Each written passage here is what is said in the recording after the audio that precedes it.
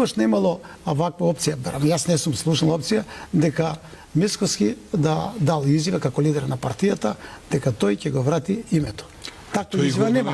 Доколку имаме 80 пратеника и доколку е исполнет услов од Бадинтер, ние ќе се вратиме чекор назад и ќе ги вратиме останете измени. Ние сме јасни, чисти и кристални во нашиот став. Единствен важечки правен документ во оваа држава кој што ја детерминира државноста е резултат на волјата на граѓаните во 91 година, кога огромно мнозинство од оваа држава граѓани рекоа дека ова е Република Македонија, суверена, независна држава. И тука нема никаква дилема. За да одиме чекор назад, потребни ни се 80 пратеника и Бадинтерово мнозинство.